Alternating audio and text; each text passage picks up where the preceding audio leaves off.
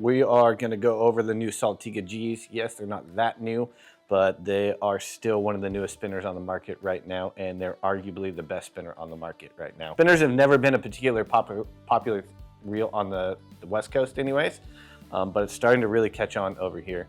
And some of the recent innovations and new styles of spinners that have come out have really turned people's heads and kind of drawn them into figuring out you can cast a really small bait on a really small reel and still catch a big fish, right?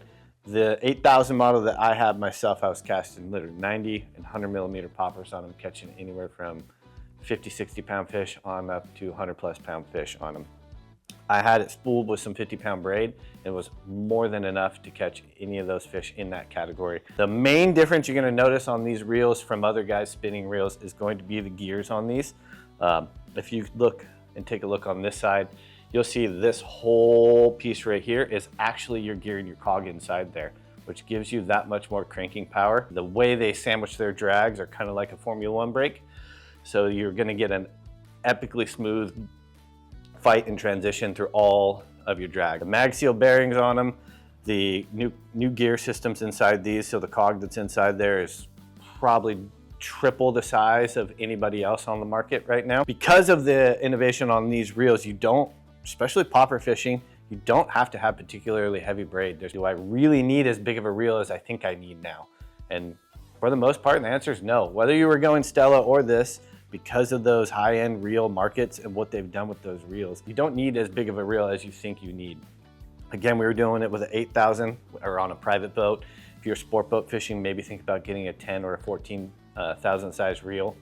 Fill it with 65, maybe 80-pound braid. If you're feeling real froggy, you could go Max Quattro and fill it with 80-pound Max Quattro. Given the technology in these and the drag systems do not get sticky at all on these, the bigger cogs on the gears on these and the crank and gear ratio on them, you can get away with a 10 and a 14,000 size reel and do everything you want to do. 100-pound plus fish fishing, no problem. And keeping it smooth at that high of a drag or that high of pressure is what really impressed me on these reels, especially that smaller 8000 size. At no point when we were fishing did I get sticky drag syndrome where it started to chatter a little bit or anything. This stayed smooth the entire time. We had one of our buddies had his son on the boat, and dude, he was killing it. He caught an 80-pound fish on the 8000 size reel. It took him a little more time and a little more doing. He's newer to fishing, but he was able to do it no problem. We didn't even have to move the boat on him. And he was able to hold on and maintain that without it chattering a lot, which can sometimes cause problems with guys holding on or getting more fatigued because the reel is chattering while you're applying drag and the fish is making a run.